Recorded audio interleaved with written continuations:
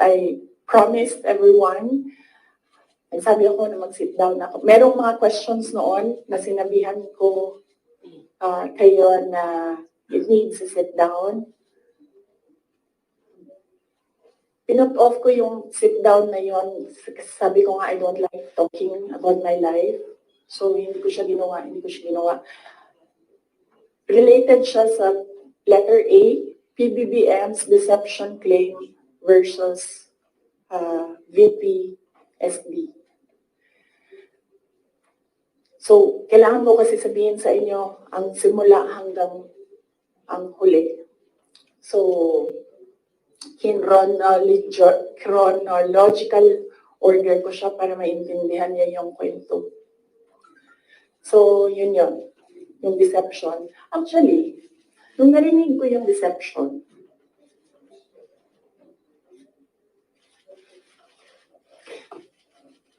naisip ko pa, hindi ko na siya sasagutin.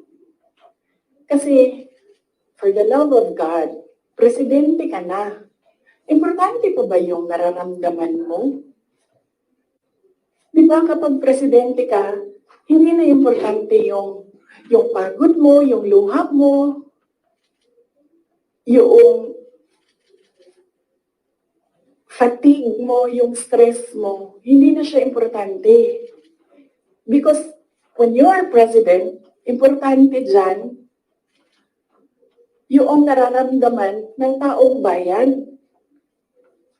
Yung bansa. Yun yung naisip ko when I heard it na parang talagang may panahon ka mag-isip about deception ng isang babae dyan. Ang dami mong oras. Hindi ba dapat iniisip mo na yung mga taong gutom? Yung presyo ng gasolina? Yung darating na Christmas, kung sino yung maka-afford ng spaghetti, ng mango float, ng mga importante sa Noche Buena, ng mga bahay-bahay. Di ba yun yung... So may panahon ka talaga na mag-isip na, this girl. So, inisip ko, hindi ko nasasagutin. Sandali lang hindi ako nagko-cocaine. Pero sobrang lamig niya na yung sipon. Sir, may ang tissue. Hindi siya nagko-cocaine. Huwag niyo lang ina-answer kasi sobrang dami natin. Tissue lang, sir. May kanya. Ay, ako, Huwag Vicky. niyo, sir, kasi sobrang dami natin. Mamamatay tayo dito pag walang aircon. Kasi hindi iikot yung hangin. Okay. Hindi ako umiiyak. Hindi ako nagko-cocaine. Malamig yung aircon. She's out for blood. Okay. So yun. Hindi ko na siya sasagutin. Kasi naman, hindi naman siya mahalaga sa bayan. Pakialam natin sa kung anong nararamdaman ng president at vice president, di ba? Ako gani, sabi ni Saya pa, dawat-dawat raman na. Di ba? Dawat-dawat raman na. Ako, ginatira ko nila kada adlaw. I am a subject of a Mega Millions PR attack. I am a subject of a House Committee hearing. Pero hindi na importante yung nararamdaman ko dyan. Ang mahalaga, matuloy namin sa Office of the Vice President kung ano yung sinabi namin na gagawin namin. Diba? So, I don't understand why we're talking about feelings. So, hindi ko na siya sasagutin. And then, sabi ng mga tiga Davao, nandun ako sa Davao nung lumabas yung deception na yan. And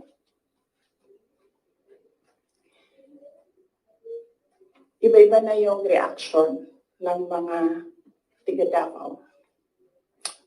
And lahat, hindi maganda yung reaction. Yawa na, siya na'y nangilad, siya pa'y nangbudol, siya pa'y bagagnaw. nga musulti nga I was deceived. So I thought, well, I will not talk for myself, but I will talk for all the Filipinos na ang nararamdaman nila ay hindi nabalik ang justice ng boto nila.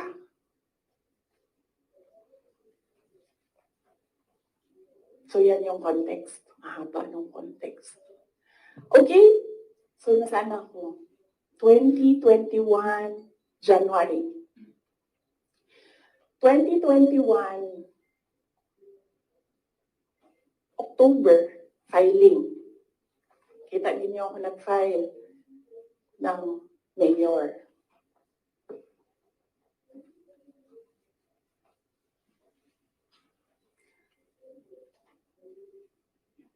Mayor talaga yung tatakbuhan ko. Masakit sa akin na naririnig yung mga tao na we are disappointed in you. Kasi sa pagtakbo ba, dili magud na siya kanaganing kung ingnan ka sa mga tao nga, daganday, mudagan na lang ka. Munaw-nak po daw ka. Mudagan ko, presidente, inganyan may tabo. Nagkaroon ako ng SWOT analysis para lang takbo o hindi. Diba?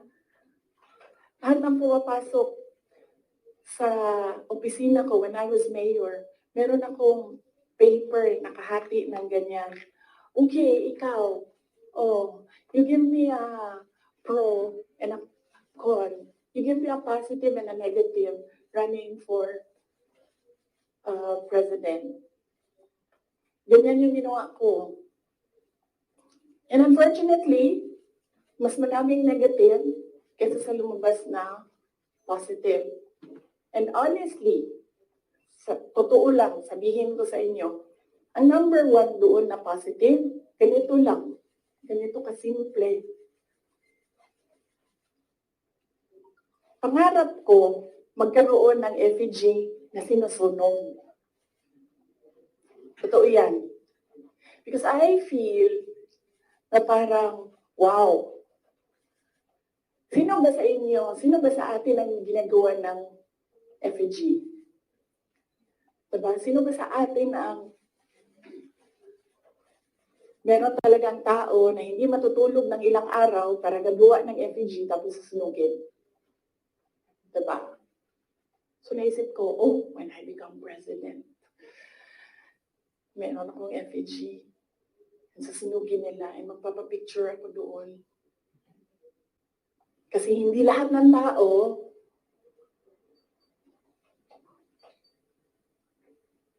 merong ganon sa buhay nila. And then another positive was, mapupuntahan ko na lahat ng sulok ng Pilipinas. Makikilala ko na lahat ng mga tao, mga kababayan ko sa Pilipinas. Mapupuntahan ko lahat ng mga bansa na madaming Pilipino na nagtatrabaho doon, na tumutulong sa ekonomiya natin dito sa bansa. One of those positive things na nalista doon. Na nasabi ko, kung makapunta ako doon sa kanilang lugar, baka naman ma-inspire sila na gawin kung ano yung ginagawa sa Davao City. At the time, bago ako bumaba for mayor,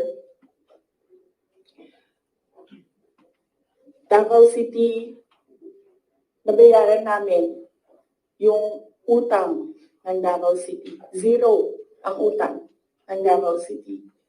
Number 4 kami sa competitiveness across the country among all HUCs. Number 8 kami sa pinakamayaman na syudad. Insurgency-free kami. Ang dami naming awards. If I remember the number right, 117 awards ang 2016 namin until 2022. Ang mga recognition namin sa lahat ng ginawa namin sa Davao. Hindi na nila kami matalo sa most child-friendly city in the Philippines. Nag-Hall of Fame na kami sa Davao. So naisip ko, well, baka naman, kung mapuntahan ko yung ibang lugar, may isip nila na, pwede yan dito sa amin. That will improve the quality of life of our kababayans. So anyway, sana ako.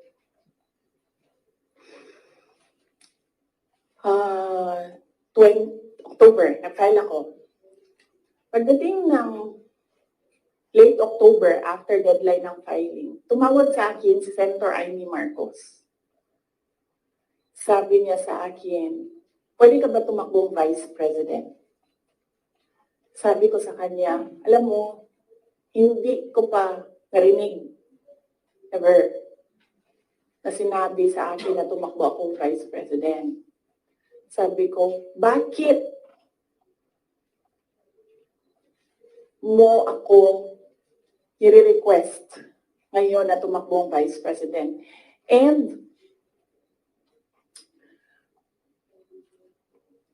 I'm happy that she was honest enough to say, kasi matatalo kami ni Lenny kung hindi mo dalahin ang Bisaya. It was very straightforward. Now, it was all about winning, sabi niya sa akin. So sabi ko sa kanya, Bisaya naman day ang ato ang istoryahan din tawagan ninyo si Bato de la Rosa. Ask him to slide down to VP, tumatakbo siyang president. And then ang answer niya was, nah. And then I told her, well, ask PRD to run as your vice president. And then she said, well, that's a closed book already kasi tumatakbo si BG. So, ask BG to run as your vice president. Mga Bisaya ang natanan. And then she said na, I don't think kayanin na manalo kami kay Lenny. And then I said, ask Manny Pacquiao to slide down. He's already running for president. And she said, we already did. And Manny Pacquiao told us that God asked me to run for president. So how can you argue with God? Ay, nako. Totoo yan. I don't think she will deny that. Very straightforward naman si Senator Amy Marcos. Mainit na siya ngayon.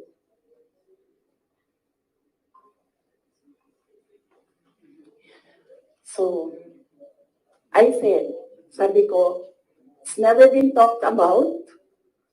I need to talk to my family and I need to see kung mananalo ba ako for vice president. Because I've never seen my numbers as vice president. And then she said, okay, let's talk about it. And then, early November, nandun ako sa Cebu. Pumunta ko sa Cebu, nakita niyo yun, diba? For an event.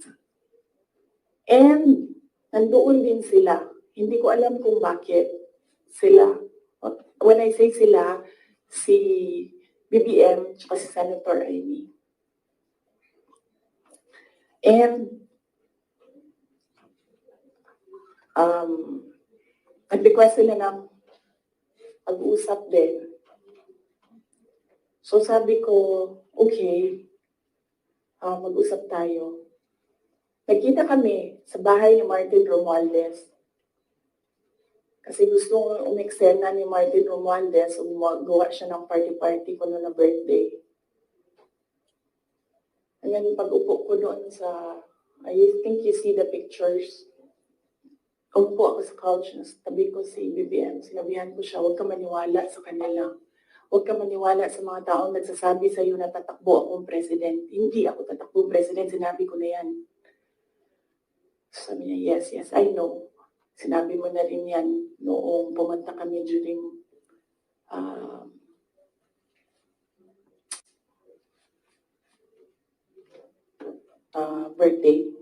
birthday ko. May 29 ata sila pumunta sa Davao. So okay na yun. And then we had another meeting na wala na si Martin Romualdez. Kasi, hindi naman talaga siya kasali. Sinisiksik lang niya yung sarili niya.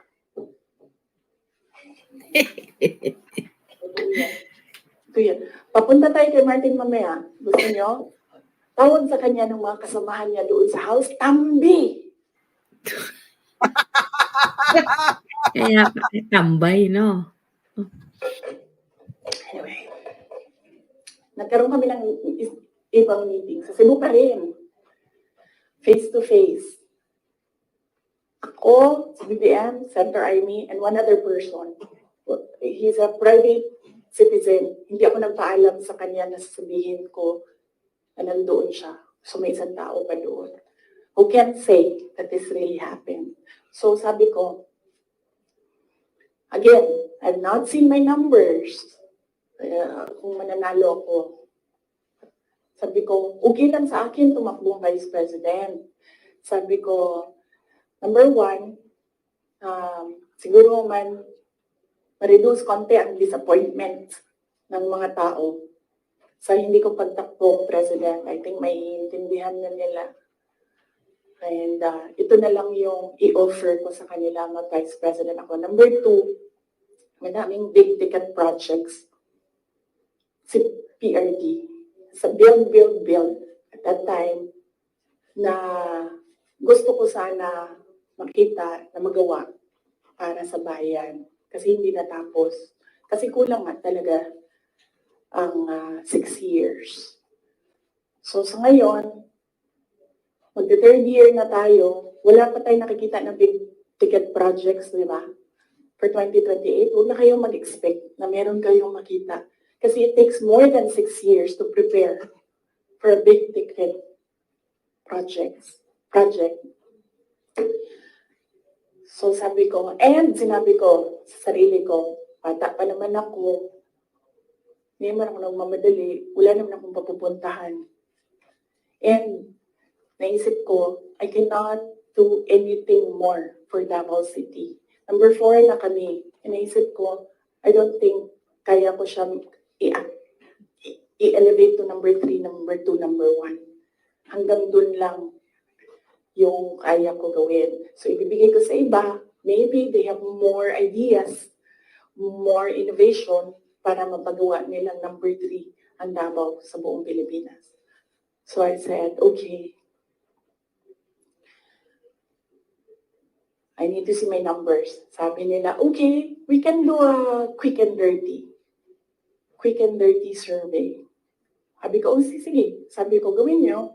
And then you come back to me kung ano ang nangyayari. So, napagawa sila, and then tinawag nila ako. Sabi nung nag-survey, ito yung survey, okay naman, sabi nung nag-survey, huwag lang kayong maghiwalay, mananalo kayong dalawa. Ito yun. Hindi pwede mag-picture, pero pwede ko ipakita sa inyo mamaya. Kinoveran lang namin yung mga private citizens dito sa photo na ito. Ito, pinresent yung survey. May cover lang yung mga tao na private citizens. Ang nandito, Senator Amy, Governor Claudio Bautista, Congressman Claudio Bautista, former Mayor Luigi Quisumbing, Attorney Vic Rodriguez, Inday Sara, the infamous Vice President, BBM Sandro Marcos. Pwede niyo tingnan mamaya, bawal magpicture ha. Okay. So sabi ko, okay, balikan ko kayo, kausapin ko pamilya ko. Kinausap ko, mama ko. Kinausap ko yung dalawa kong kapatid, si Paulo at si Baste. Umupo kaming apat. Sabi ko, takbo akong Vice President, ito yung mga rason. Sabihin niyo sa akin, bakit hindi ako tumakbong Vice President? Wala man sila sinabi. Ang sinabi lang ng mga kapatid ko, anong matulong namin sa iyo? And then sabi ng nanay ko, okay, sige. And then, sumulat ako ng letter, na-address ko kay PRD. Sinabihan ko yung kapatid ko, si Baste, kinausap ko siya. Sabi ko sa kanya, kaya mo ba ang gawing number 3 itong Davao City? Kaya mo bang saluhin? Kasi kung hindi mo gusto, di mo pa kaya, hindi ako tatakbong Vice President. Sabi ng kapatid ko, kaya ko, gagawin namin. Okay, tumakbo kang Vice President. So sabi ko sa kanya, okay, we're okay with you. Pakidala nitong sulat kay PRD. Sabi ng Baste, ginanon doon ni PRD, and then ginanon niya. And then he said na, wala na akong masasabi. Diyan. So,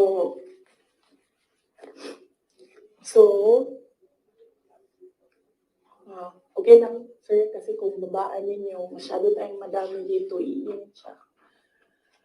So,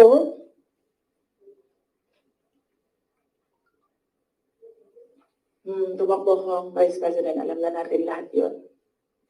Ginawa ko yung kampanya, alam na natin lahat yun. Okay, so, no, hindi ko sinuway, hindi matigas ang ulo ko, hindi totoo na pinatakbo akong President Duterte. In fact, every time makita niya ako ngayon, sinasabihan niya ako, huwag ka tumakbo President. Sabi niya, yung dinadaanan mo ngayon, wala iyan. Kung ikaw ay President, mas mahirap pa. Sabi niya, maawa lang ako sa'yo. May heart pala siya. So, klaro na yan. Hindi ko kasalanan that we are on this road to hell. Hindi ko kasalanan kung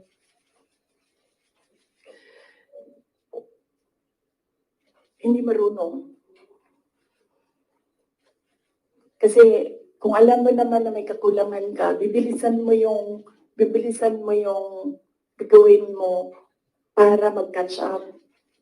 Hindi ka naman uupo lang doon na parang, may kakulangan talaga ako, ganun talaga. Ganyan. So, Grabe.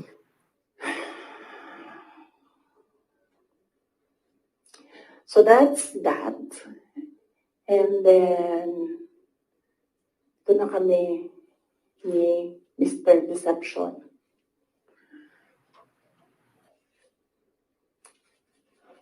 Sabi ko sa kanya, dalawa lang.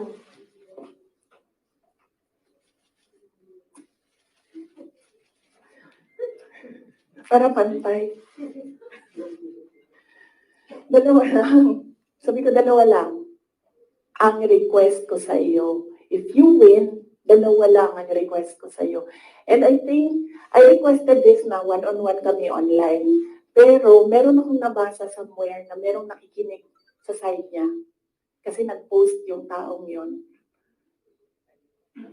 Pero yun yung request ko at the time. Kami lang dalawa. Sabi ko sa kanya, pag nanalo ka, dalawa ang hingin ko sa'yo.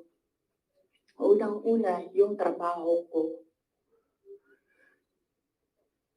I want to work sa security sector. Kasi there will never be development kung hindi solid ang security backbone mo. Hindi ko sinabi sa kanya yan. Pero, tinanong niya ako, bakit Department of National Defense? Sabi ko sa kanya, kasi karamihan naman ng problema ng insurgency, ng terrorism, nandyan yan sa Mindanao. Kinalakihan ko yan, naiintindihan ko siya. In fact, nung bumaba ako, insurgency-free na ang Davao City. So, naiintindihan ko siya. Yan yung gusto ko na trabaho. He said, readily, he said yes. And then, ang isa, sinabi ko sa kanya, itong trabaho na ito, maiiwanan ko yung mga anak ko. Naiintindihan ko yan. Handa ako dyan. Pero humihingi lang ako ng tulong sa iyo na suportahan mo yung air travel ko. Kasi maiiwan yung mga anak ko and gusto ko lang na pag kailangan nila ako, makakauwi ako sa kanila. Kasi itong mga bata na ito, lumaki sila sa akin. Since birth hanggang nag-decide sila na hindi na sila tatabi sa akin sa tulong. Nasa akin sila gabi-gabi.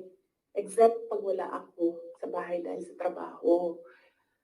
So, pag sa bata kasi, hindi naman niya maintindihan na, anak, I have to consecrate myself to the service of the nation. Hindi mo naman pwede sabihin sa bata, yun, maiintindihan yun.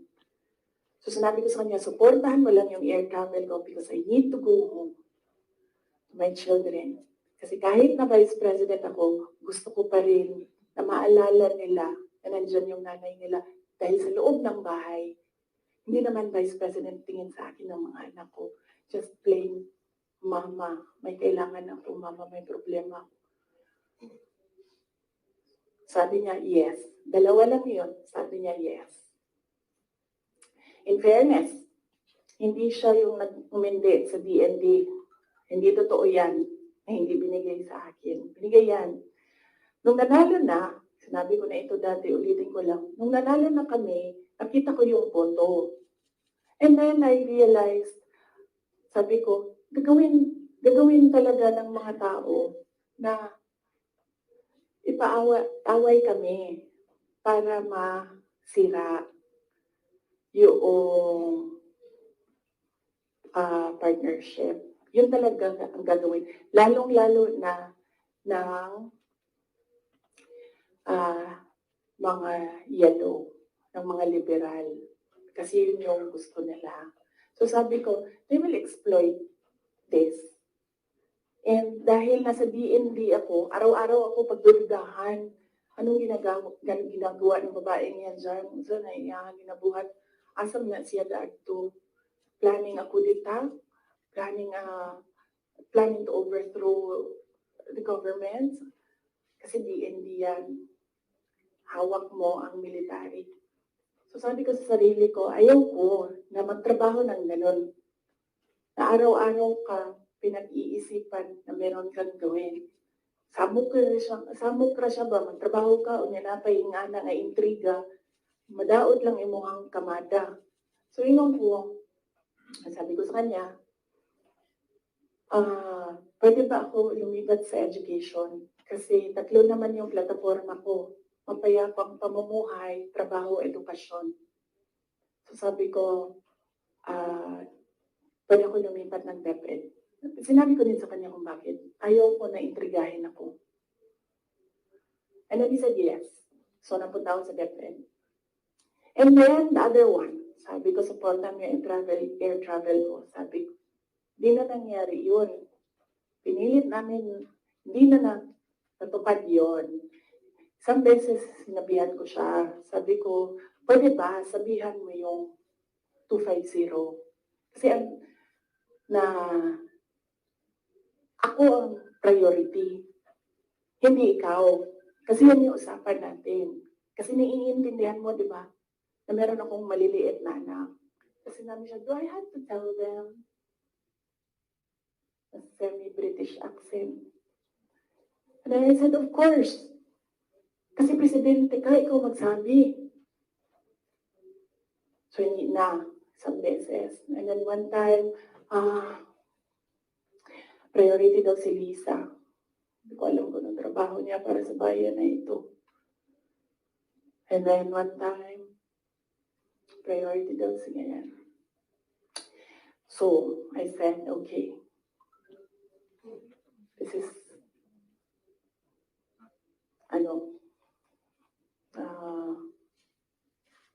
some form of insincerity.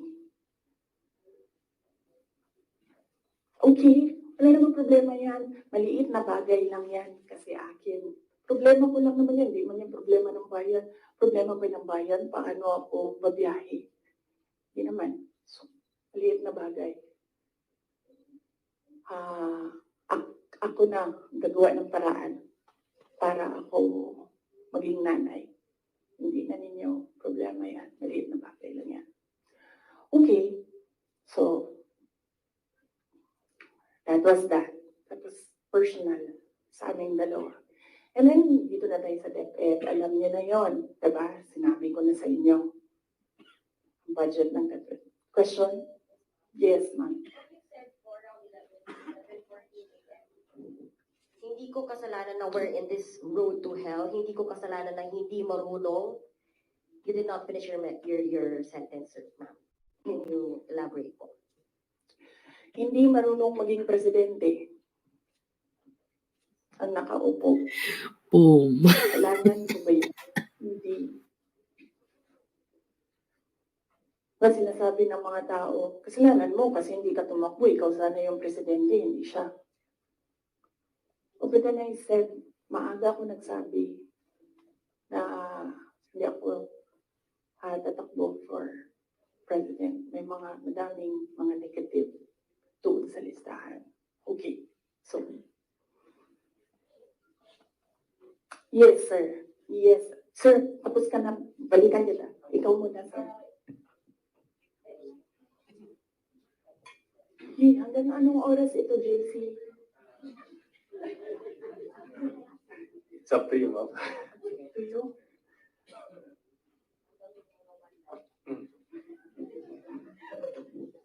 Okay. Madam VP, with all this revelation that, ayun nga, meron kayong mga request kay President Bongbong Marcos in case he wins, which is he won. And of course, yung conversation nyo with Senator Amy Marcos. Ngayon, ma'am, do you regret teaming up with President Ferdinand Marcos during the 2022 election? Alam mo, inisip ko yan. Naisip ko na yan. And then naisip ko kasi, ganito. Sila yung tumatakbo, di ba? Tumakbo si BBM, tumakbo si Lenny. So, either lang naman sa kanila yung mananalo noon. Tapos mayor ako ngayon. Imagine natin, parallel world na either sa kanila ang president and then ako ang mayor.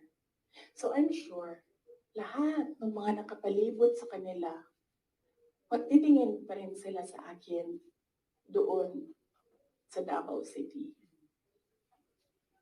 Hahabulin pa rin nila ako doon sa Davao City because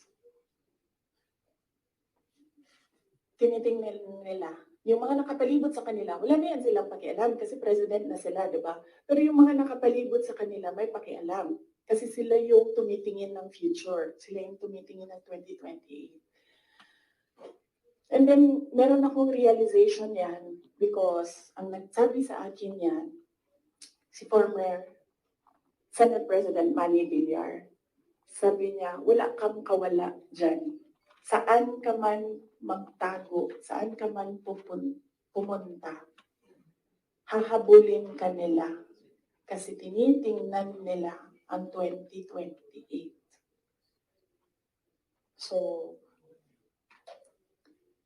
I don't regret running for Vice President. Kasi imagine nyo, kung mayor ako, tapos hinahabol nila ako ngayon.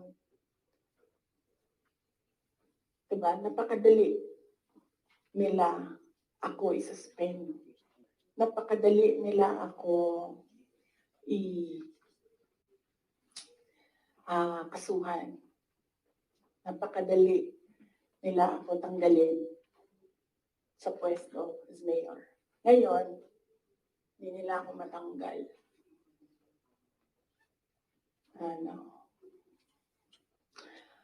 They can drag me to hell. Pagdating nila dun, ako pa rin yung presidente ng impyerno.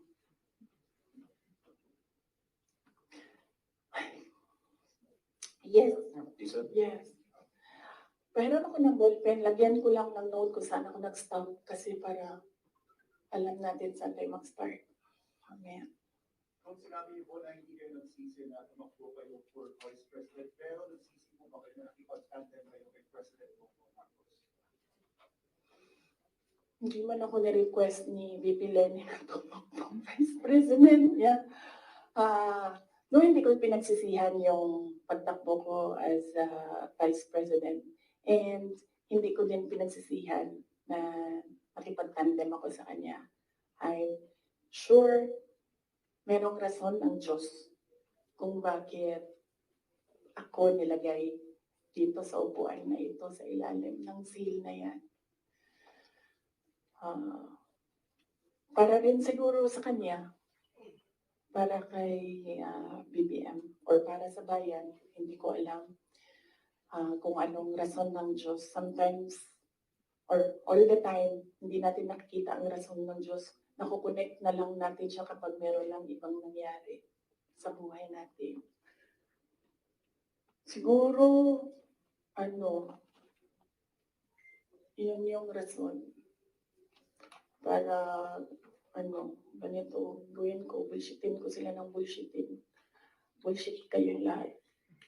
Drag me to hell. Sorry sila mo na kasi hindi pa sila nakatanong. Ma'am, good morning, VP. Since wala po kayong intention to run for Vice President from the very beginning, can we say na napilitan ba talaga kayo, and without yung call ni Senator Amy, masasabi niyo ba na nagamit lang kayo para lang manalo si President Bongbong Marcos sa pagkapangulo? Napilitan, hindi.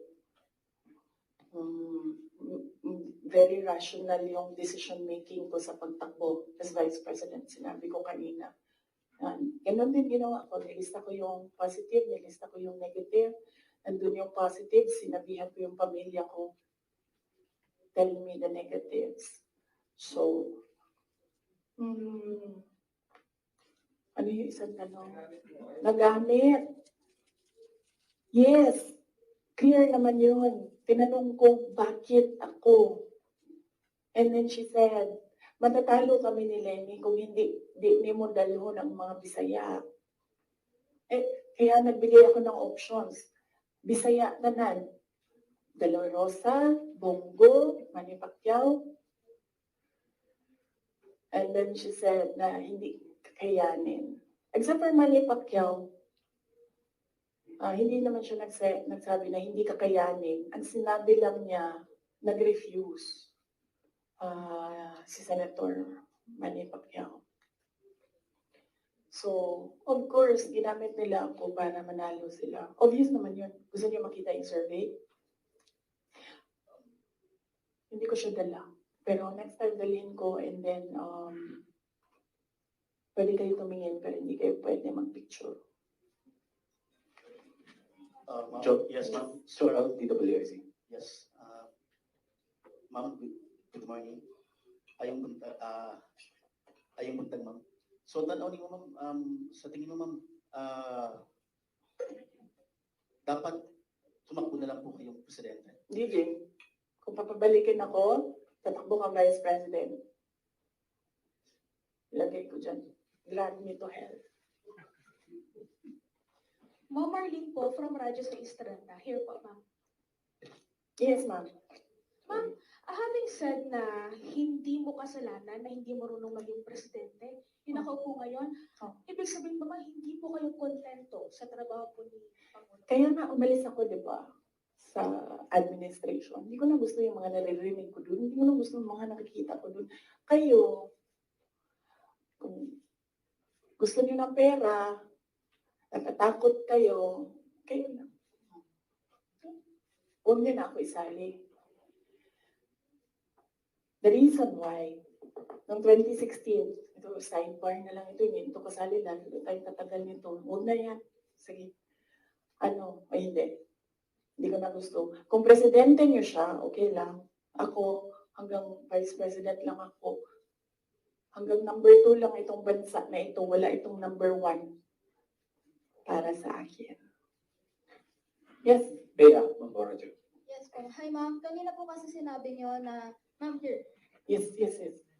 kanina po kasi ma'am sinabi niyo po na hindi ka naman po inask ni VP Lenny para maging vice president niya. Did you somehow wish na sana inask ka na lang po niya na maging vice president niya to run alongside her?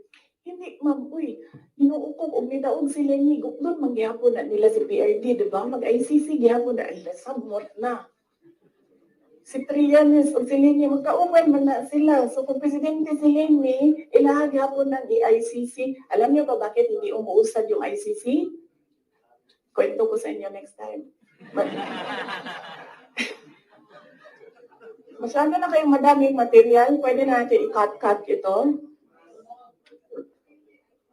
Rep Mendoza. Ma'am, sorry Oh. ma'am. Ma'am, may hanging question ako sa inyo the last time kasi Oh. ito yung tungkol doon, yun nga, you're referring nga yung tungkol doon sa tandem niyo with the President BBM. And do you think po ba may regret po ba din kayo kasi yung mga supporters ninyo were forced to vote for the President as tandem? Yun nga yung sinasabi ko before na kasi may mga supporters din si President Marcos sinasabi na budol din sila sa Sino? inyo.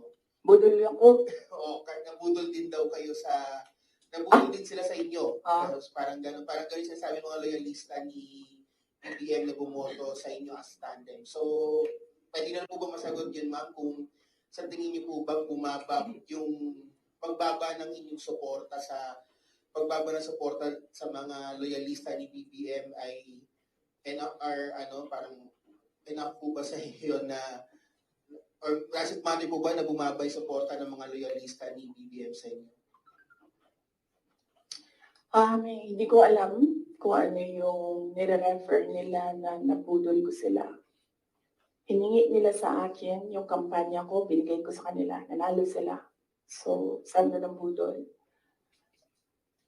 Nung tumulong ako sa administration, ang DepEd was top 3?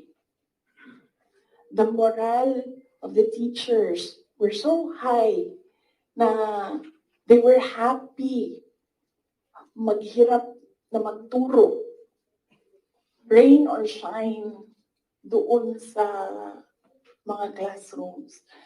So, sabi ko ng budol, sa akin ba yon kung number 3 ang DepEd? Ako ba ang presidente? Hindi. Sa kanya yon. Cabinet member lang ako.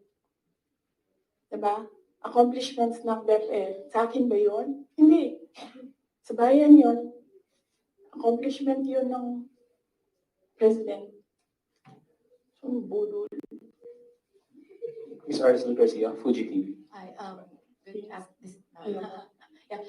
During the time of your dad as president, he was not also having good terms with the Vice President Lenny.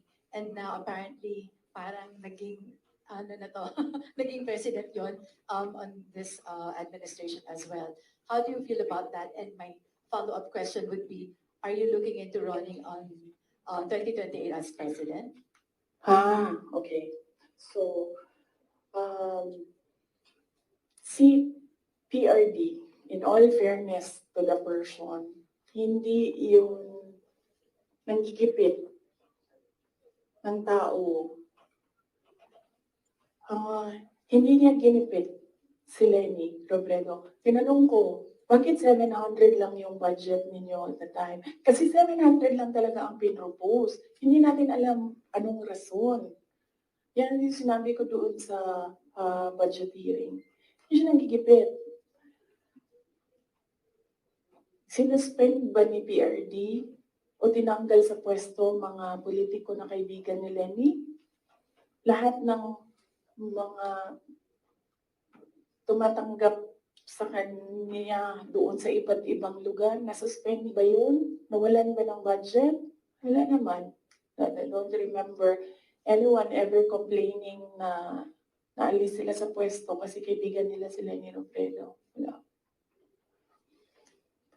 So, hindi yan siya mahilig manggipit ng kalaban. Kung maalala niyo, kalaban niya sa politika. Hindi sa personal na buhay. Sa politika, si Speaker Nograles, never yon nagipit sa Davao City. Si Trillanes, yan. Mortal enemy niya si PRD. Si PRD thinks nothing of him. Pero, ginipit ba yun? Wala. Diba? Kita nga natin siya kung saan-saan. Kita nga siya sa kasamang Lance, may I go? Diba? Newswatch Plus. Good morning, ma'am. Hello. Good morning. Yes, sir. Good morning po. So, since we're on the topic of the election, 2022 elections, recently po kasi nagkita si Pangulo Bongbong Marcos at si Vice President Robredo sa isang event sa Sorsogon. And may sinabi po si Pangulo Marcos na this may be a step for political reconciliation. How do you feel about this meeting and that statement? Wait lang ha. And the 2028 question, ma'am. Oo. Sa sunod na lang yan, ma'am. Ano ba yung sinabi ko na date? Kailan nga ba yun? Fourth quarter of 2026. Fourth quarter of 2026. So, kung mag-advise ako kay Lenny,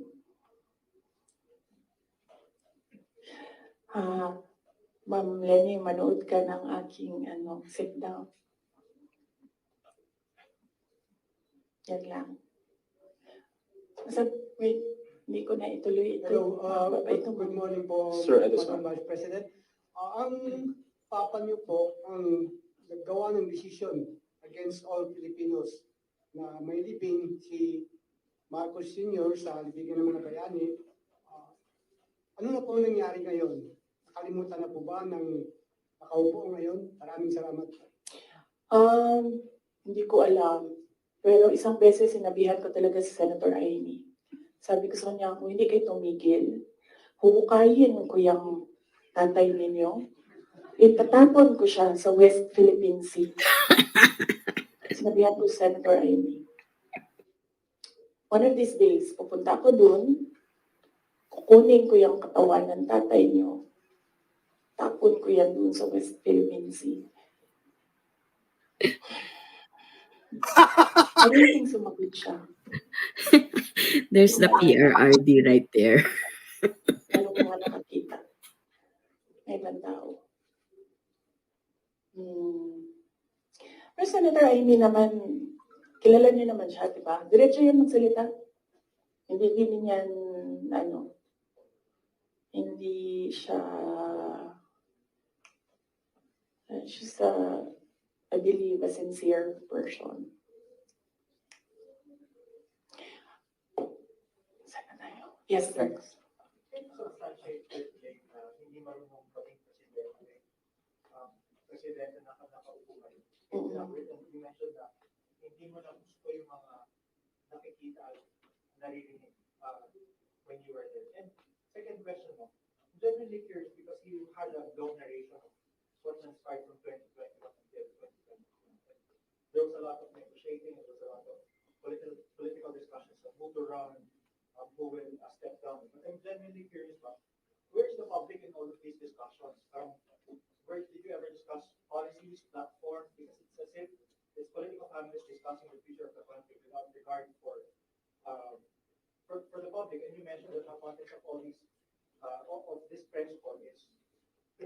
message to the 30 million plus Filipinos who voted for you as president? Yes, oo. Unahin ko muna yung last question. Last question was, hindi ko alam sa kanila. I mean, you should ask the president kung ano yung platform niya. Pero very clear yung platform ko. It was continuity or build, build, build. It was mapayapang pamumuhay, edukasyon, at trabaho. Very clear.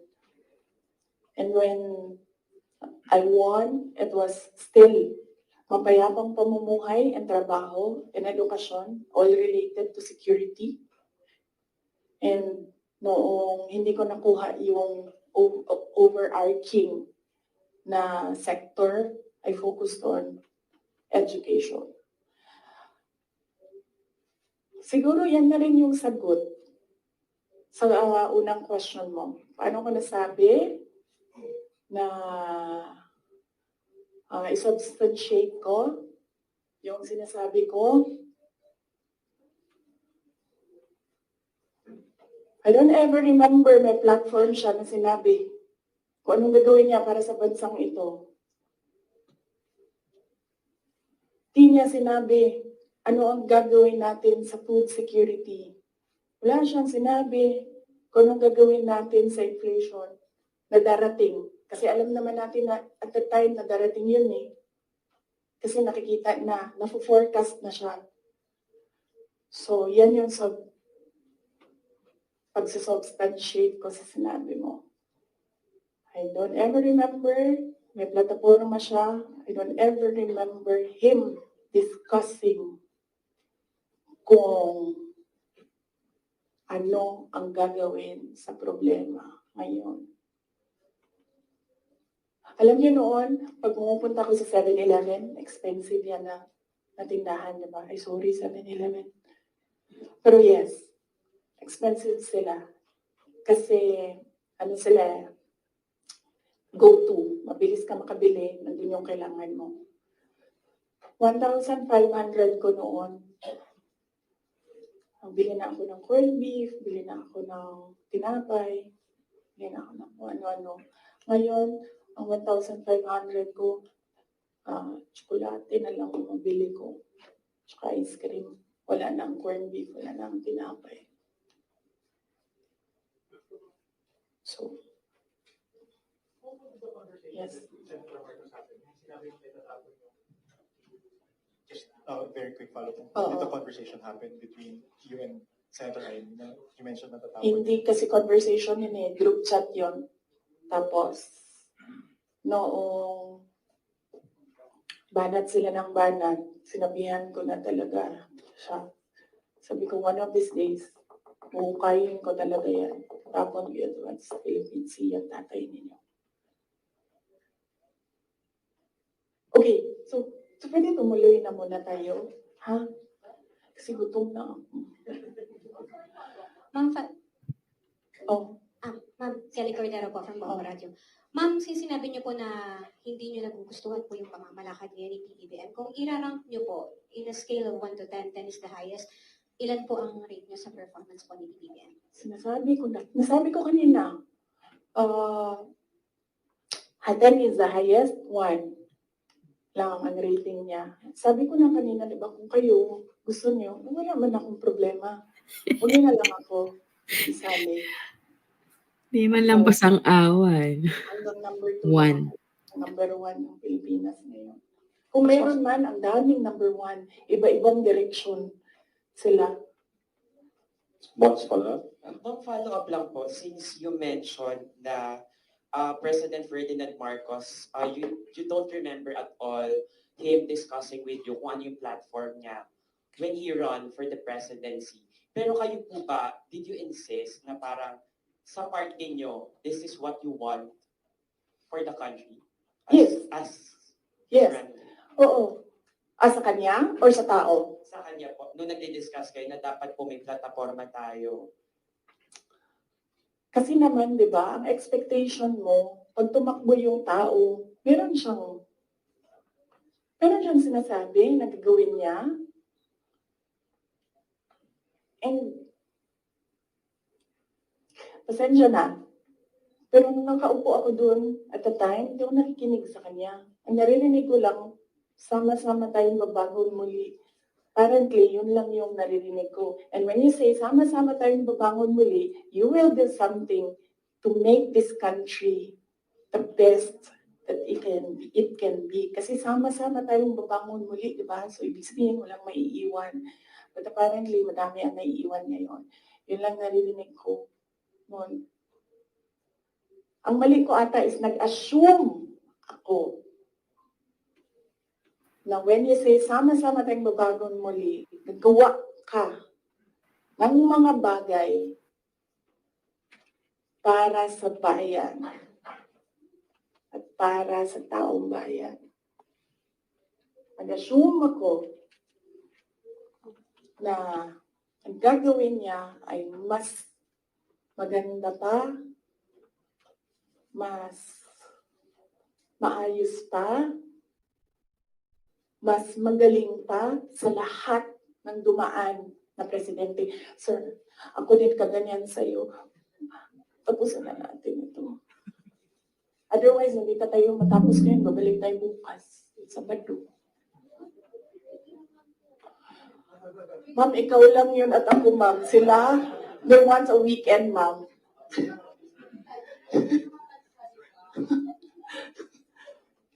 Wait lang. Yes, sir. Yes, sir. Yes.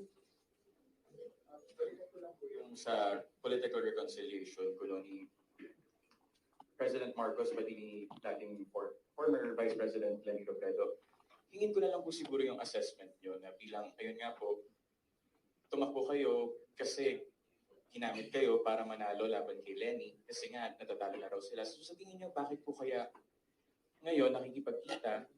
Bakit ngayon nagkakaroon ng movement towards political reconciliation habang nag-aaway kayo? Oh! Sabi, di ba, sinabi ko na yan, budget hearing. Ako na lang man isa na iiwan dito. Ako na lang isa na iiwan dito. Nagsama-sama na ang mga dayuhan, huwag niyo akong tanungin na, about foreign policy. Mga dayuhan, mga NPA, mga smuggler, mga drug addict, ang mga yellow, liberal, at sino yung isa? Administration. Sama-sama na yan sila lahat.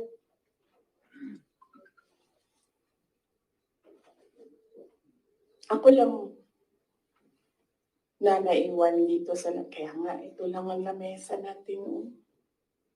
Kasi ako lang mag-isa na. For what? I think, di sila ganahan siguro sa kuha, tingalig di sila ganahan sa kuha. Gana mo ginawa mga insecure.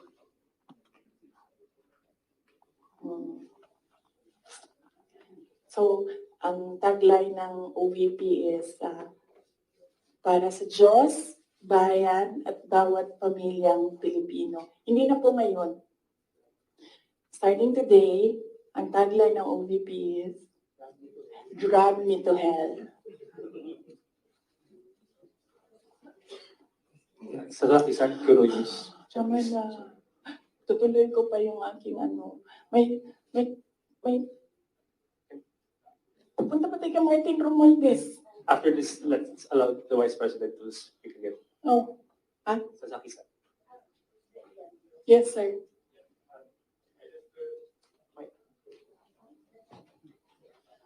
I just wish to have a question. If you didn't participate, if you didn't join Unity as a vice president 2 years ago in the election, do you think BBM could not elected?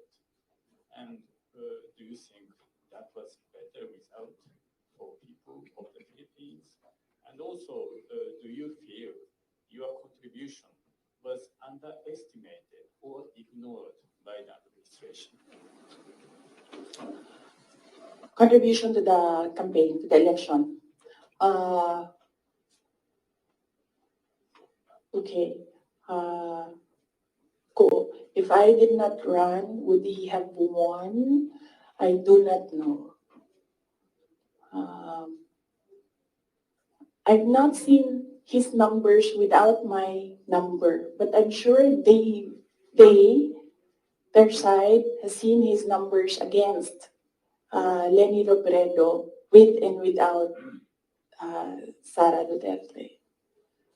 So I'm not seeing it. I wouldn't. Maybe I think they know that they will not win because that was what Senator Amy said. We cannot win against Leni Robredo without Visayas and Mindanao. Yes. The other one is, the other question here is, Do you think if you agree to be in a union, BBM would not be elected? Is that better result for the people of Philippines now, do you think? I wouldn't know as well. I wouldn't know if we would be in a better place if Leni Robredo is president. Something that is speculative. So I cannot answer the question if we would be in a better place if we had another president, not BBM. And also, do you think your electoral yeah. contribution was underestimated or ignored by the current president? Yes, I believe so because we are here today because he said he was deceived. So yes, I believe yes, and they've been saying that in their communications. That in fact, ayaw ko i-mention ang pangalan niya, so I'll just mention his initials, LG. Yan ang sinasabi niya. She did not bring anything to the table. When in fact, I am here sitting down today to tell everyone they needed me. I don't need them. So, sabi ko kanina sidebar, haba yung yung 2016, balik tayo 2016. Kanina, nasa 2021 lang tayo ngayon. Balik tayo 2016.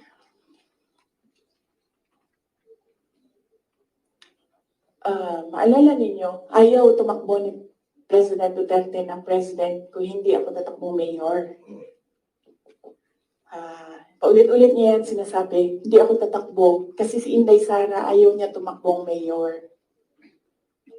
Because humindi na ako sa politika noong 2013. Sabi nila, tumakbo kang congressman. And I've never liked legislation. I'm better at execution. So, sabi ko, no, hindi ako tatakbong congressman. I'd rather work sa law office. So, 2016, sabi ko, no, I'm done. Bahala kayo kung ano yung gusto nyo. But he said na, no, I cannot run kasi ayaw ni Inday Sara tumakbo. Ayaw ni Inday Sara tumakbo ng mayor. And then, pinilit ako ni BG, said some things, pinatawad ko na siya ngayon. He said some things doon sa akin that I said, okay, sige. Kung yan ang gusto ni PRD, tatakbo akong mayor. You know the reason why ayaw niya ng ibang tao? Ako lang ang gusto niya. Because I don't take bullshit from anyone, even President Duterte. That is the reason why. So, I will not take their bullshit. Bullshit sila. Sila ang bullshit. Bullshit. May I request the parents to give context doon sa sinasabi ng Vice President. Alam ko, nakikita, naririnig ng mga bata, pero bigyan nyo na lang ng konteksto na sometimes people curse.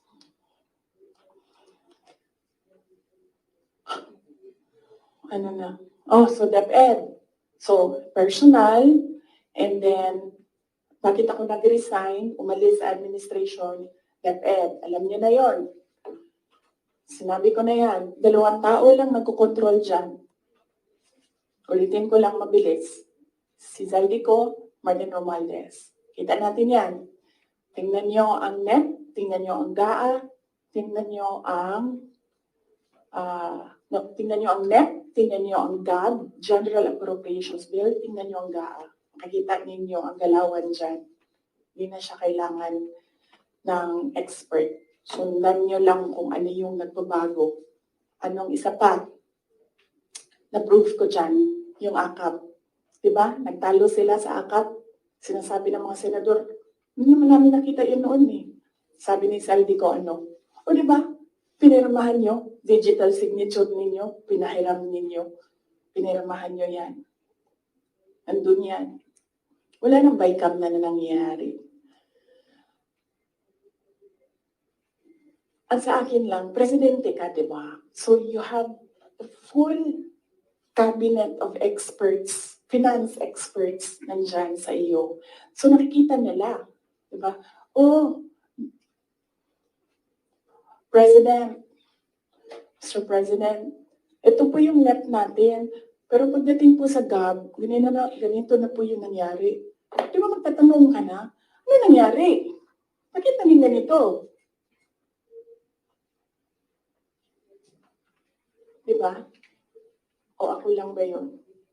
Well, kung ako yun, ganun. Ano nangyari? Bakit na ganito na ang GAB? Pagdating ng Senate, ano nangyari? Tingnan nyo. Bakit ganito na? Pagdating ng BICAM, di ba? Merong daming insertions. Walang paper trail and then suddenly sa BICAM nandoon na. Uy, di ba magtatanong ka? Bakit ganito? Ano nang ginagawa sa budget? Pero hindi ko nakita yun Hindi ko lang alam kung alam niya. But there is an expectation that alam mo, kasi ikaw ang nag-submit ng NEP, and nakita mo kung anong lumabas sa GAA. So there is an expectation na alam mo kung anong nangyayari sa budget. So merong president na, okay, ito yung NEP. Then after a few months, okay, ito yung yung wondering kung alam niya kung ano nasa page 2.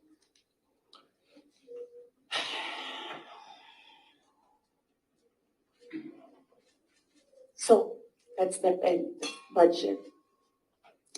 Ang huli is yung taong bayan. Okay? So, pwede ba, pag nakita niyo siya, sabihan niyo siya, alam niyo, don't ever mention her name or say na I was deceived by her, ganyan. Para hindi tayo nagganito ba? Ayoko yung pag-usapan, yung mga ganito na bagay. So sabihin niyo sa kanilang lahat, huwag niyo na lang magitin yung pangalan niya kasi pag binanggit niyo yung pangalan niya, lalabas yung drag me to hell press con. Pwede naman sana tumahimik na lang, no? O bakit sabihin, kailangan mo pa sabihin na, nabudol niya ako.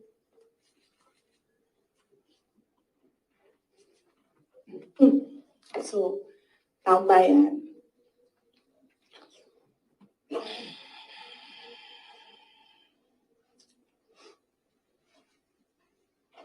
Magkasama kami nag-attend ng isang graduation. Truthfully, I wasn't feeling well. Kasi kinukulam nila ako. Andiyan na sila, umabot na sila sa kulam. Ang kasama silang lahat, kinukulam pa nila ako. So I wasn't feeling very well. Pero I had to go. Kailangan ko pumunta. Kasi para naman sa graduates yun. Hindi para sa akin yun. It's their happiest day. So nagsama kami.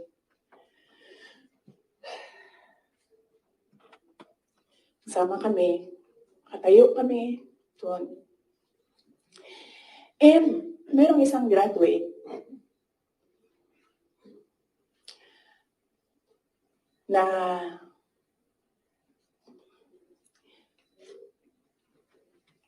alam nyo, para sa akin, there was some sort of inappropriateness sa ginawa ng bata. Pero bata ito eh. So ikaw din, meron ka din dapat sana siguro pag-intindi kung saan nanggagaling yung bata. And ang reaction mo, ang response mo, should be so that the child will learn a lesson. So meron isang graduate. Sabi ng graduate, Mr. President, can I have your watch as a graduation gift?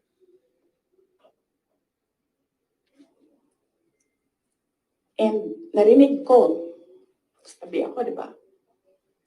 Narinig nung katabi ko. Narinig nung katabi ng katabi ko. But apparently, this guy, di niya alam kung ano isasagot niya. So ang ginawa niya, pinaulit niya sa bata. What did you say? So this time, syempre bata, hindi niya alam ba saan yung inulit ng bata, louder this time. Mr. President, can I have your watch as a graduation gift? Nasagot niya. Why? Why will I give you my watch? Oh, shit. Sakit na ako. I'm feeling very well. Nandun lang ako, nakakatayo ako doon kasi may gamot ako. Gusto ko tanggalin yung ulo niya ba?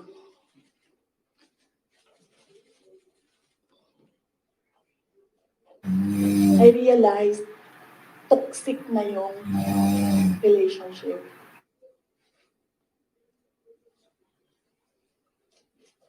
And it did not help na itong mga katabi ko, tumawa pa. Pinagtawanan pa nila yung bata. And I saw the humiliation sa face ng bata. I wanted to help him. Gusto ko sabihin sa kanya, itong relo ko na lang, relo ito ng Vice President, ito relo ng Presidente, pero I hope this will do. And then I realized na baka mas lalong mapahiya yung bata if I do that. So I just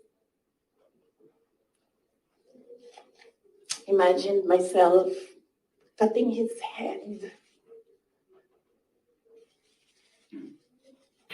Grabe. Ganun din ang gusto kong gawin. So na-realize ko, toxic na ito.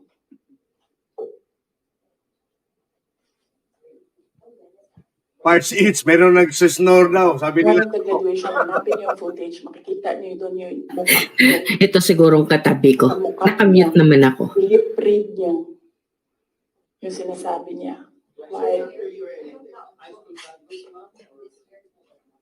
Hanapin niyo yung footage, ma'am. Magtrabaho kayo konti, mag-research kayo.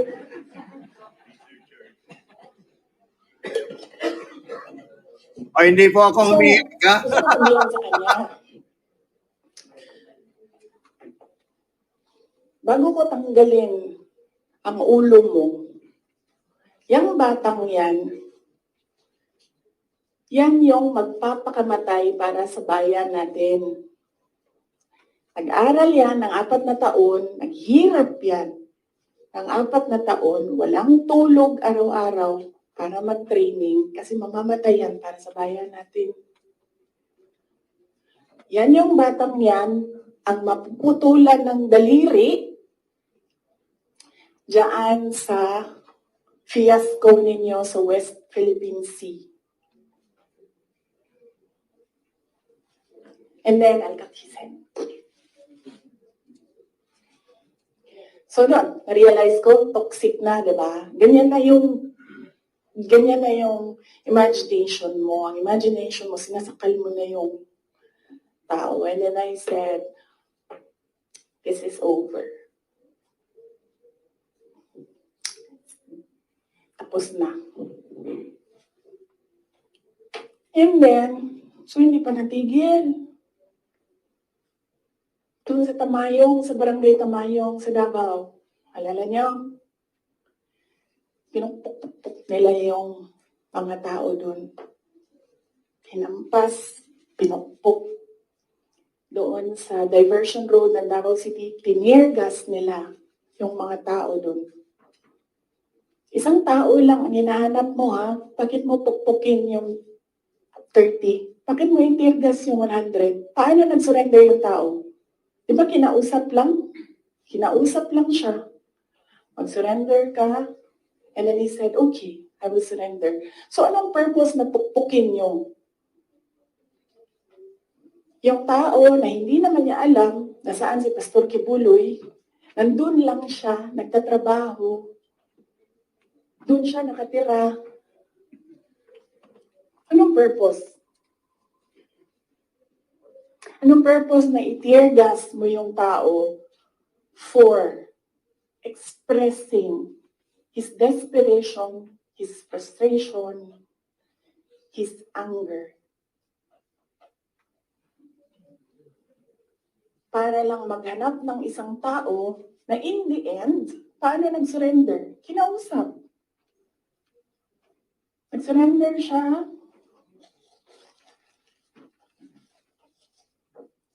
Kinausap siya. Walang napukpok, walang natirgas, walang nasaktan. And then, kailangan nyo talaga ganunin ang mga tao. And then I said, it's all over. So, umupo ako with the table ko sa DepEd at the time. And then sabi ko, sarili ko, okay, let's go to hell.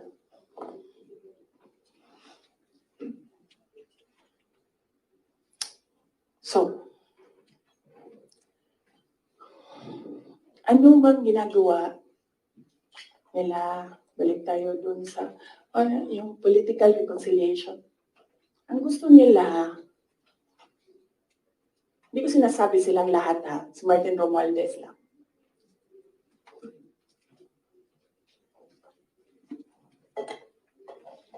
Ang gusto ni Martin Romualdez, mag-president. Nakita ko yan sa kanyang mata noong ilang oras na tayo? 1 hour and 31 minutes na yun nandito.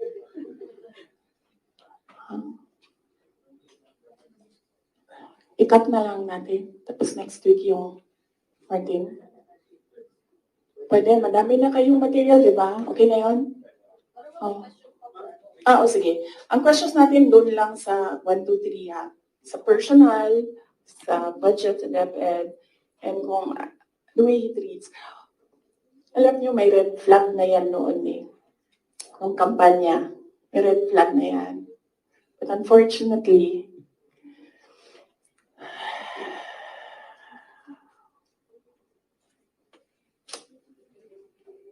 hindi ko naisip na gano'n kalala yung insincerity. Nangangampanya kami. So pag nangampanya ka, meron talaga yan. Natural yan na magdala ng papel. Ganito.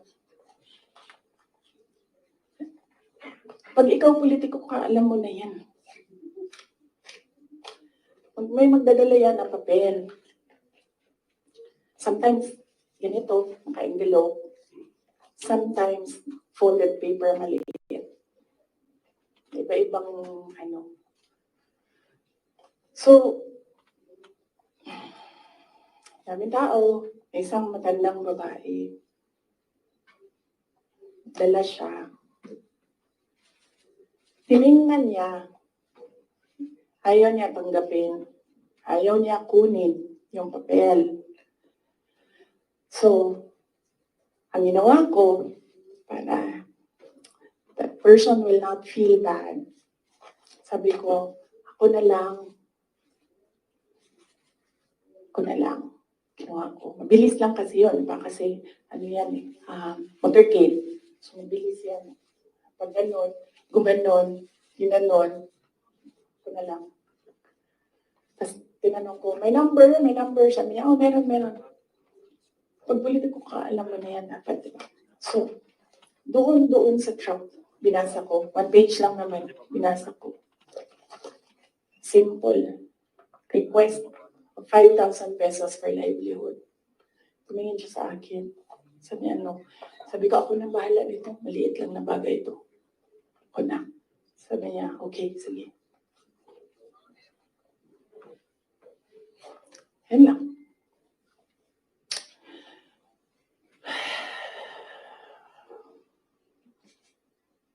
Alam mo yun? Maliit na bagay yan ba? Kunin mo. Sahin mo. May number dyan. Tawagan mo. And then you say, okay. Ano ang mga documents na kailangan namin? Okay, bigay mo. And then, okay.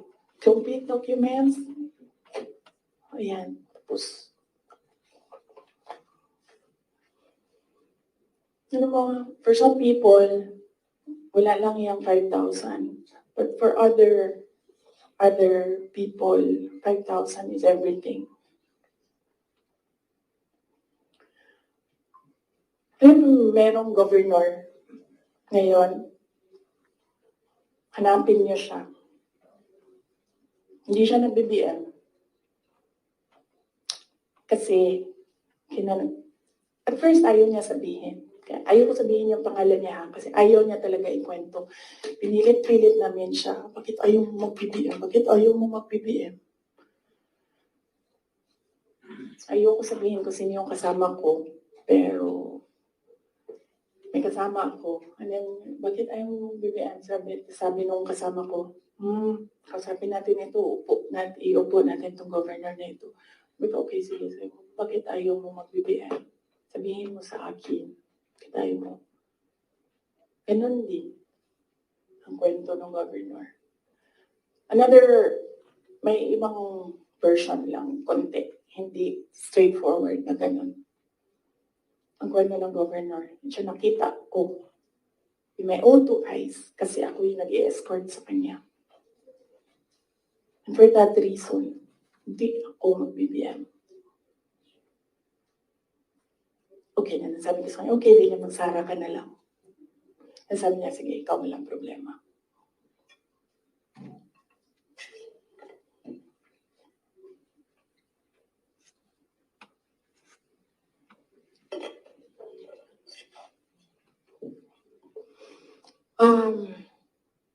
Sorry. Nag-sorry ako sa mga members ng Kingdom of Jesus Christ. Kasi I asked them to support President Marcos during the elections. And individually, kapag merong lumalapit, nagsasabi na, we are in this shit hole because of you. And sinasabi ko din, I'm sorry. I'm sorry, but sabi ko sa kanya, kung bigyan ako ng Diyos na pagkakataon, yan lagi yung sagot ko. Kung bigyan ako ng Diyos ng pagkakataon, bawiin ko lahat yan. Hindi ko bawiin yung nangyari, bawiin ko yung dapat para sa bayan. Alam niyo, Nag-signal yan kay Martin.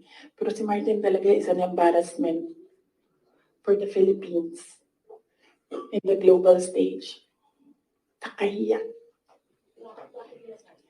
Next week na lang, or next week after Undas. After Undas, pag-start ng house. No? Okay. Pagbalik ng house. Kasi I think nakabakasyon pa sila lahat. Question lang. Ma'am, nag-campaign kayo ni PBBM together, ilang buwan din po yun, magkakasama kayo araw-araw, almost araw-araw, and then syempre naging member kayo ng cabinet. Bakit po hindi kayo naging magkaibigan despite yung matagal na rin magkakasama po ninyo? Ni President Marcos, hindi talaga kami magkaibigan. Nagkasama lang kami, unang-una dahil sa eleksyon, pangalawa dahil sa trabaho. Hindi kami magkaibigan yan. Isipin nyo ha, noon, nung tumatakbo pa, meron kaming group chat. Andun siya. So yun lang yung some sort of communication namin dun sa loob ng group chat na yun. And hindi siya medyo nagsasalita doon, bira. After nun, nawala na siya doon sa group chat. And then after that, wala akong number niya.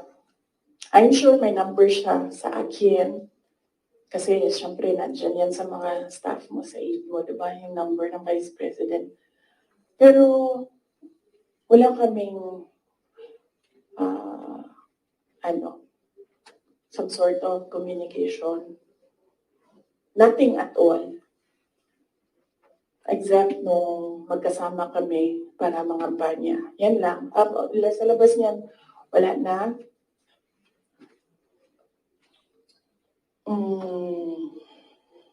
Nagkakausap lang kami dahil sa trabaho. And hindi naman lahat ng katrabaho natin, kaibigan natin, di ba? Nandun lang tayo kasi meron tayong kailangan gawin para sa kumpanya, para sa organisasyon. In our case, nandun kami kasi may kailangan kaming gawin para gumanda, gumaling, maging sustainable yung Pilipinas. So, yun lang yun. Dati naiimbita ako sa kanilang bahay dyan sa Malacanang, Bahay Pangulo. Dati naiimbita ako sa Bahay Pangulo. Pero, I was just tolerated. Kasi, may gamit naman ako. Alam mo yun, I'm useful to them. So I was just tolerated. And alam ko naman yun. But wala namang problema sa akin yun. So as long as I can do my job sa DepEd, saka sa Office of the Vice President, mabigay ko lang yung promise ko, plataforma ko, promise ko sa bayan. Magawa ko lang yung kailangan gawin para sa education sector. Walang problema. You can tolerate me all you want. You can invite me sa mga gatherings nyo. Pero I knew I was tolerated. Because Lisa Marcos is another story. Unahin muna natin si Martin Romualdez.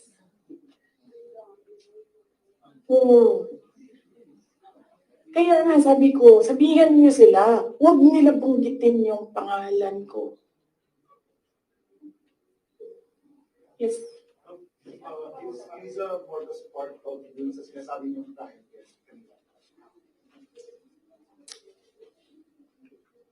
Yes. Oo. Anong purpose ni Inday Sara? Ang magagawa ko sa bayan, I will call bullshit as it comes. Yan ang magagawa ko para sa inyo.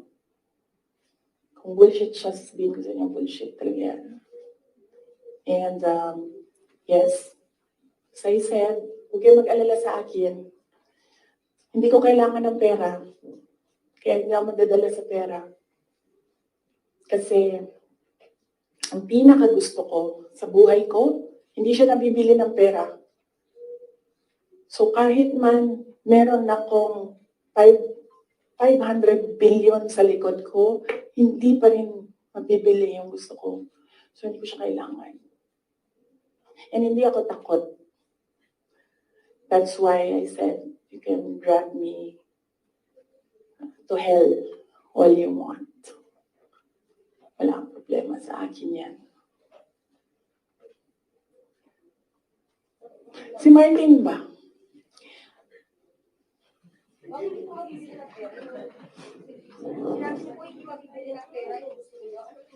Ayaw ko sabihin, masyado ng personal yan, ma'am. Masakit na nga sa akin na kailangan ko magsalita kwento. Masakit na nga para sa akin na ikwento ko from 2016 to 2021, anong nangyari sa mga group chat na yan, yung mga papel na yan, masakit siya.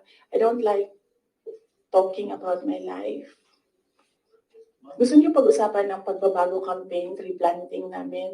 Ayaw niyo. I understand po ma'am nung 2022 to 2023. I mean, kasama kayo lagi yung Speaker Martin Romualdez sa mga events ni BBM. So, Yes. why, parang bakit, tapos yun nga, before yung nangyari yung resignation sa lakas, after na resignation sa lakas, nakita pa kayo ni BBM na kanyang daw or holding hands kayo ni Martin during one of his foreign trips. So, why biglang nasukbihan kayo bigla kay Speaker?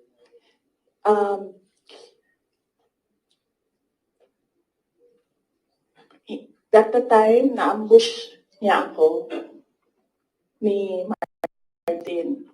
Tingnan mo yung footage. Di ba nakaganyan yung kamay ko? Kasi hinihila ko yung kamay ko. Hindi ko naman siya mahila pag ninaganyan, diba? Nilalagyan ko ng force kasi hinihila ko. Hinihila din niya. So, naisip ko, okay, fine. Huwag na natin bigyan ng sakit ng ulo ang presidente kasi ang dami niyang kailangan gawin para sa bayan. Apparently, wala. Pero, at the time, huwag na natin, as a for me, sabi ko, okay, sige. Ayoko maging headache sa ibang tao. Ayoko maging pabigat sa ibang tao. Ayoko na maabala ang ibang tao dahil sa akin. So, at the time, although hinihila ko yung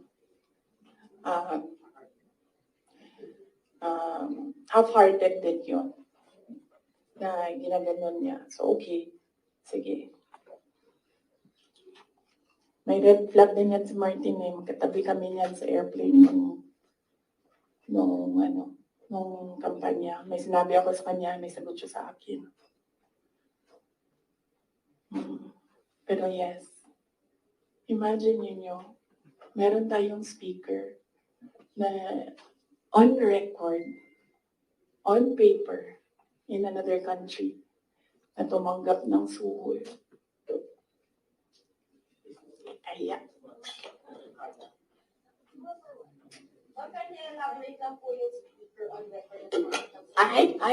Kailan ba yung speaker part? Kailan yung Martin Romualdez part? After November? After opening ng house, yes. Let's talk about the confidential concert ng the house. Regarding po sa DepEd and the OBP's confidential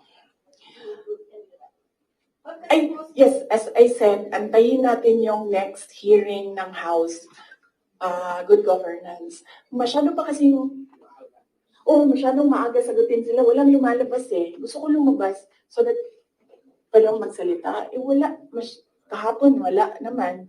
Although it is questioning about the Yes.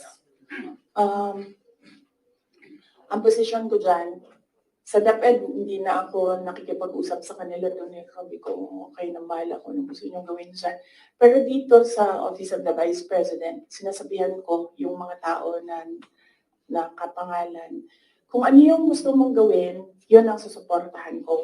Kung ayaw mo umaten, susuportahan kita.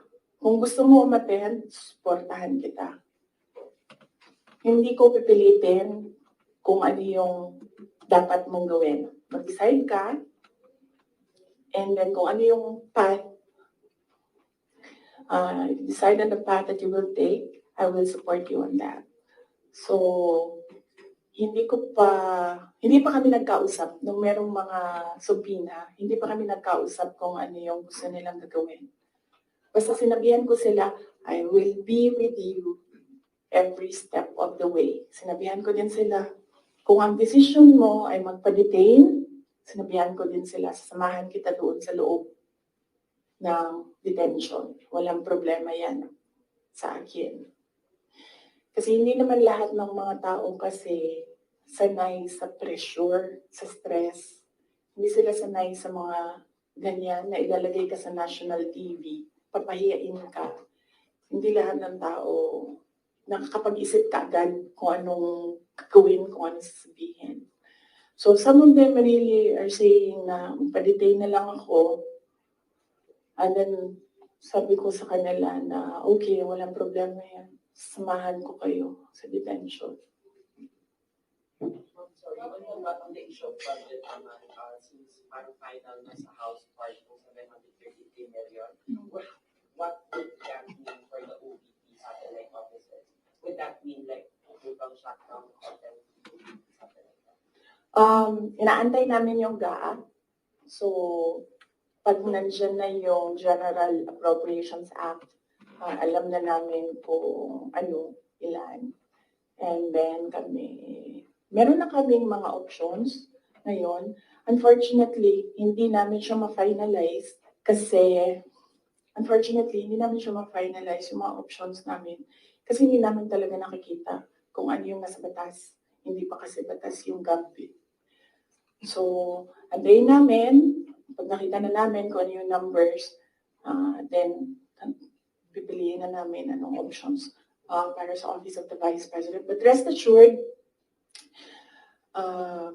patuloy yung trabaho ng Office of the Vice President para sa bayan. Kung ano man yung kaya namin base sa kung ano yung budget, ibibigay namin yan sa taong bayan. Last question, please. No, because we're questioning po about the 16 million pesos po na ginasta ng OVP, particular confidential funds in 2022 po, na nagasta yung 11 days para daw sa renta ng safe houses. One lawmaker even asked po na yung 5 million naman po na nagastos ng 2023 sa third quarter po ng OVP confidential funds. Nagastos lang po sa loob lamang, sa loob ng 79 days. So parang nakakapagtaka rin daw po sila na bakit yung 16 million pesos nagastos po sa loob lamang ng 11 days. So, can you give us an explanation po kung paano po ba nagasta nga raw po itong particular confidential funds po? Okay, sige. Last question na yan, ha? Last question na yan. Last question. Okay. Unang-una, nag-explain kami lagi sa Commission on Audit kung paano ginastos yan. Lahat ng hiningi ng Commission on Audit, binigay namin. Meron kaming mga hindi nabigay, sinabihan kami ng Commission on Audit, ang kailangan namin yan. So, we fully cooperated and participated and submitted to the Commission on Audit with regard to the confidential funds. Alam niyo, hindi nakakapagtataka sa gobyerno gumastos ng millions araw-araw. Kami doon sa DepEd noon, pumipirma kami billions in one day para maglabas ng pera. So, hindi nakakapagtataka ang 5 million, 10 million in a day. Pirma lang yan. Tapos lalabas na yung pera. Ibabayad na yan kung saan yan ibabayad. And then, babalik na yung documents para sa ganyan. Ganun talaga ang gobyerno. Gumagastos siya everyday para sa mga projects niya. And sometimes, it's not millions, billions ang pinipirmahan ng mga opisina ng gobyerno para sa projects. Okay? Yes. Maraming salamat. Sabi ko po mas mahal pa po yung ginasa sa safe houses po ngayon. Para sa luxury hotel sa mga mamahaling kondo po sa Metro Manila. Kasi ang ginagawa nila, nag-audit na sila.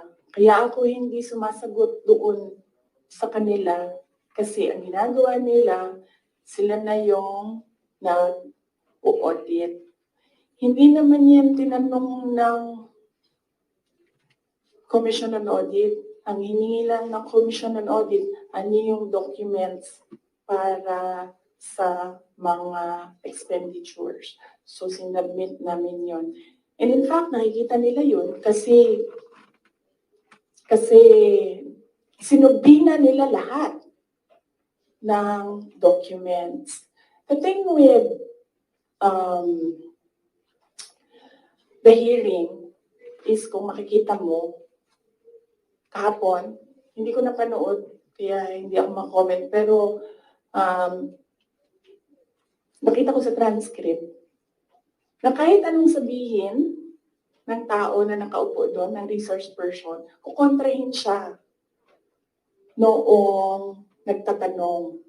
Walang tamang sagot sila tatanggapin.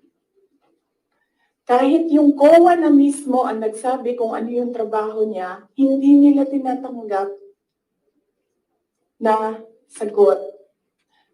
Kasi bakit ba? Kasi nga, sa simula, sinabi ko, gusto nila mag-impeachment. Hindi nila magawa kasi wala silang kaso for impeachment. So, ang ginagawa nila dyan, nag-fishing sila na nag-fishing, hanap sila ng hanap. Alam nyo, before ako umupo, alam ko, impeachable officer ako. So, binasa ko yan. Ano ang impeachment? What are impeachable offenses? Ano ang pwedeng gawin mo na ma-impeach ka? Binasa ko yan lahat. Si BBM, sabihin ko sa inyo, may listahan ako ng 5 bagay na impeachable offense niya. Pero sa tingin niyo, papasa dyan sa House? Of course, hindi. Diba?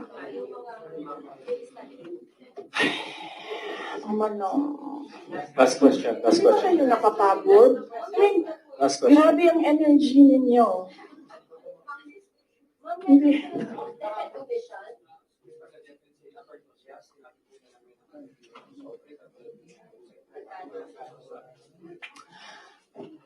Yung envelope na yan,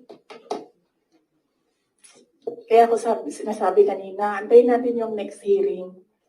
Kasi hindi pa siya enough eh. Ang gusto nila kasing palabasin sa mga tao, yung envelope na yan, galing sa, yung pera na yan, galing sa confidential funds. Yan yung gusto nilang i-portray sa public. Para yung perception ng tao, hindi talaga ginamit para sa ano.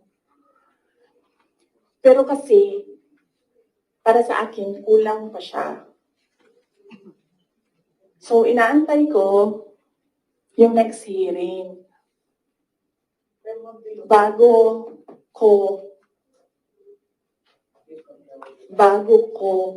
pag-usapan yung envelope na yan, kasi kasama yan doon sa triangle.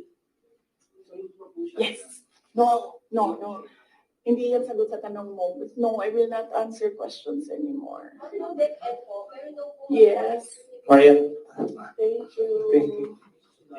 Thank you.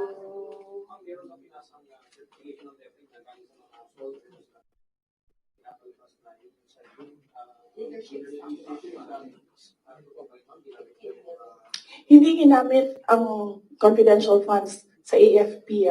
Hindi din siya ginamit sa YLS. Ginamit siya supporting information doon sa mga areas kung saan may nakuha na reports na at risk ang mga bata. Walang binigay na CF sa AFP. Walang binigay na CF sa YLS. Yung YLS lang ang tinanong. Sinabi namin, ito yung areas at risk. Sabi ng AFP, okay, gawa namin ng paraan.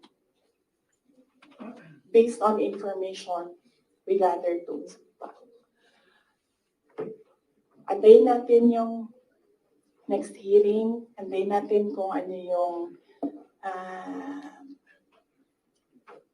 sabihin doon, tapos isa-isahin natin siya. Okay. Yes.